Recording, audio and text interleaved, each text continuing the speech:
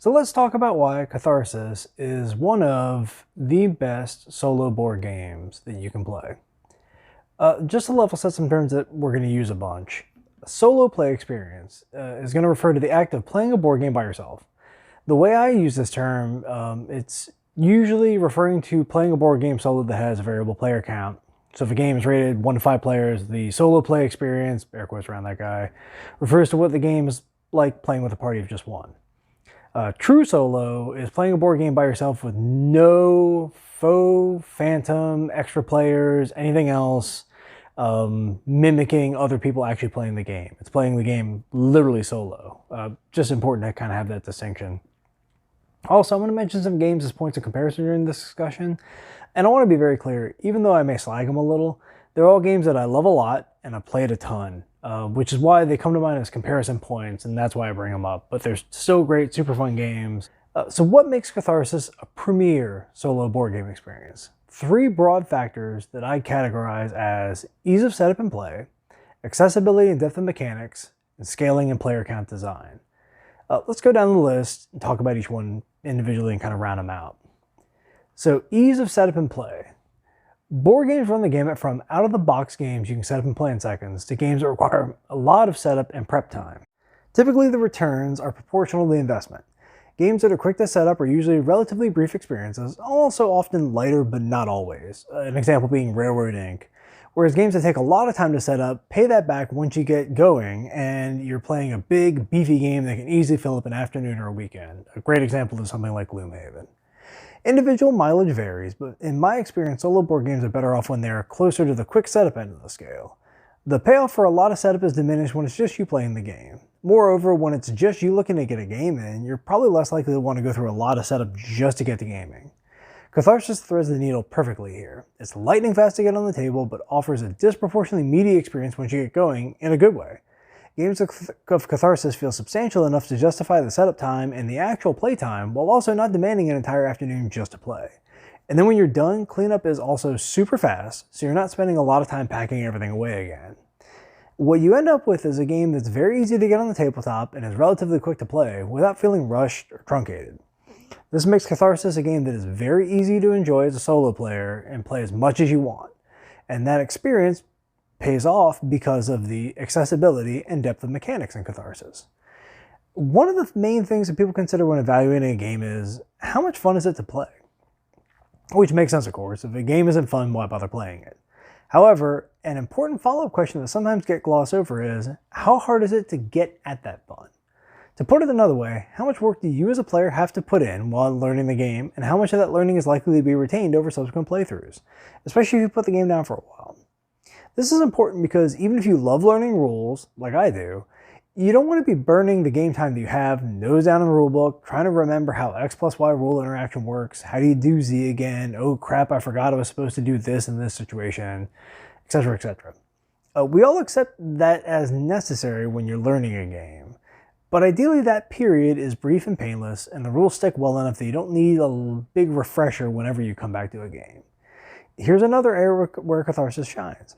Despite the length of the rules video I put together, because I was being overly thorough, learning the rules is quick and relatively straightforward to do. The rulebook is written in such a way to get you onboarded and ready to play quickly, so when you sit down to play, you're actually playing in a very short amount of time.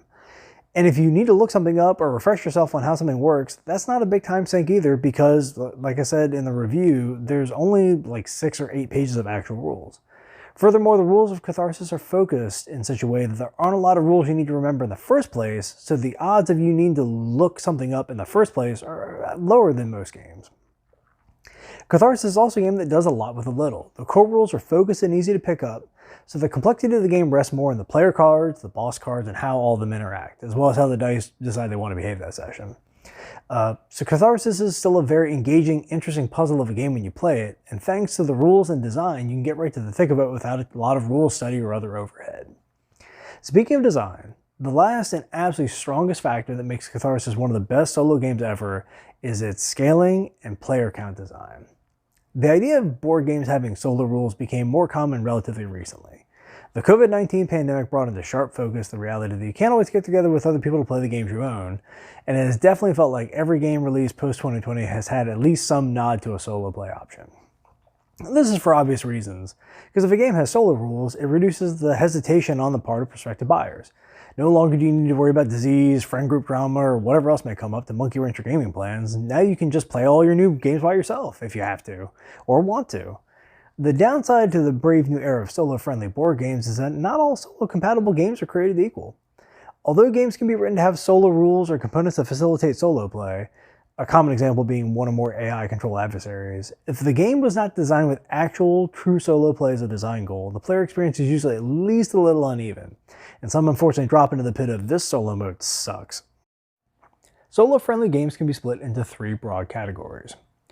1. Solo-only games. These are pretty straightforward as they can only be played solo. Examples are games such as Under Falling Skies, Hostage Negotiator, and Final Girl.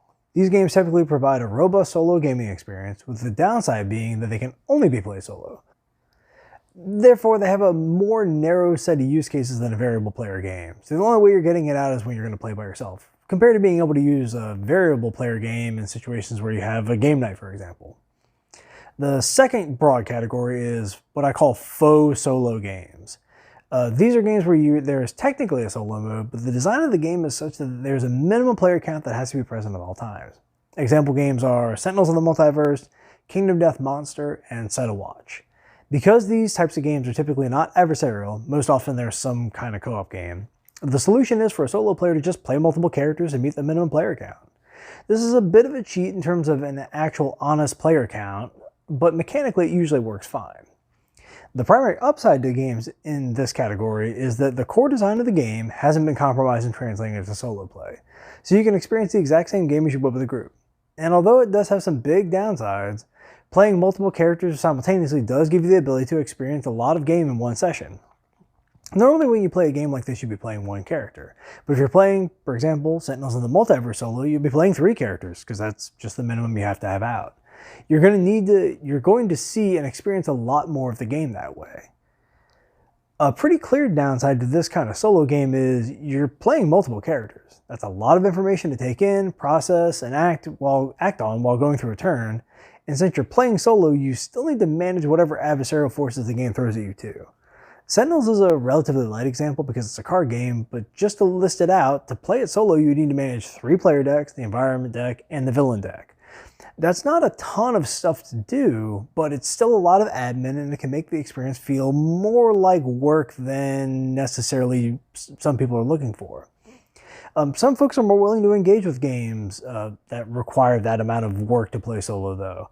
I have a friend who's run several long solo Kingdom Death Monster campaigns, and just to break that down, he had to manage 4 characters and then setting up and tearing down all the phases of that game, like hunts, the settlement, the showdowns, managing all the cards, all that kind of stuff, because he loves that game a lot. How much of a downside that kind of setup and admin is for you as a solo player is ultimately a personal question, but I would generally rate these games as at least somewhat compromised solo experiences, just because they always involve some extra level of work on the part of the player, and because you're really not playing solo, it's just you're kind of making up the difference of not having other people there by playing more characters.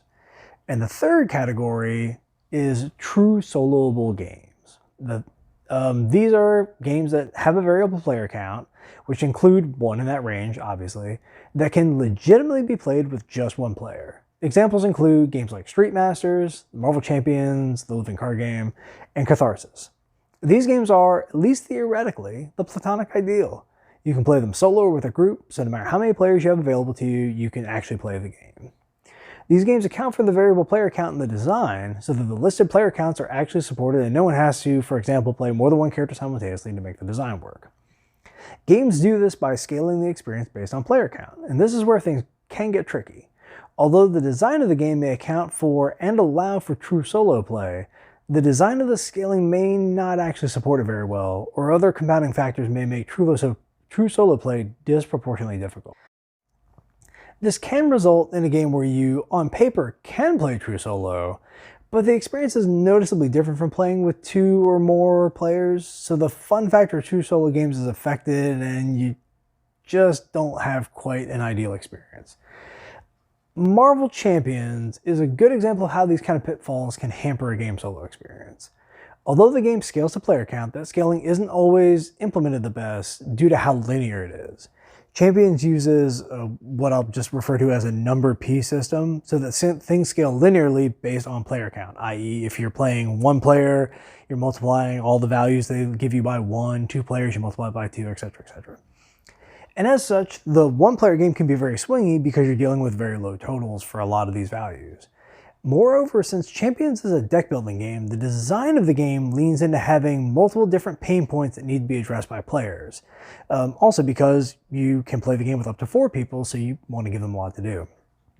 But the inherent disadvantages of some heroes, aspects, and combinations of those means that some options are bad or nearly unplayable in some scenarios when playing true solo. Overall, it feels like a design that was built for at least 2 players, but you can run it solo. And in fairness, some builds do it fantastically, though the scaling still makes the solo experience feel prone to spikes that will really throw you for a loop. So it's a fun and doable experience, but you kind of always feel like you maybe should be playing with more people, which is why, in my experience personally and anecdotally and just reading, a lot of Marvel Champions play tends to be what's known as two-handed solo. So one person playing multiple characters, which basically makes it into that second category that we talked about earlier. In my initial review, I didn't comment on Catharsis solo play as, at the time, I hadn't played it solo. Having now played a half dozen or so solo games, I can very happily report that Catharsis is an awesome solo play experience. First off, the scaling is not strictly linear. The designers sat down and fine-tuned the scaling values for each player count number, which results in a true solo experience that actually feels balanced and well considered to what true solo play is like. Instead of going with a simple number P system, for instance, the values are denoted by the slashes, which means that they can tune the values to whatever is most appropriate for either extreme or the values in the middle, which helps a lot because sometimes at very low or very high player counts, you want things to scale a little lighter or a little harder. Second, the design of the boss decks typically don't lean super heavily into specific capabilities needing to be present, which is something that usually confounds true solo play. There are definitely situations that are going to be easier or harder depending on how much healing, prevention, or damage output you have access to, but you aren't, for example, totally boned when playing Corrupted Horse if you can't semi-consistently prevent 2 damage. Likewise, the player characters have just enough flexibility in their designs that while each of them has specializations and traits that make them unique, none of them are totally starved for tools in such a way as to leave them incapable of running a particular boss deck. I.e. there's no pure support character who literally can't deal damage at all, give or take the Liara, half Liara, and Briggs. This is important because when you're playing true solo as a single player, there's only so much that you're going to be able to do because you just have a more limited pool of options and actions and powers you can activate in the example of Catharsis. And then because you're only playing one character, what you can actually handle is also going to be limited by their abilities. So by making things just broad enough, it facilitates you being able to play whichever characters you want in whichever scenario you want true solo. Again, something maybe a little harder or easier, but it's not nearly as punitive as I've experienced in some other games where it really feels like you kind of have to metagame it a bit more to make it work. So bringing all this together, what you get with Catharsis is a game that you can play true solo. Not only can you play a true solo, which is something of a rarity even across games that allow you to play solo, but it's very clear from the design and specific rules in the game that true solo play was always a design goal. Moreover, the game itself is very easy and fast to set up, play, and tear down, while also being very fun to revisit consistently thanks to the randomization factors present in dice and decks of cards, along with a copious amount of content just in the core box. You could play a ton of Catharsis just running a character through every boss deck, let alone all the characters through all the boss decks. This has led to Catharsis becoming my favorite true solo board gaming experience, with the added benefit of it also being a game I'm really excited to play with friends.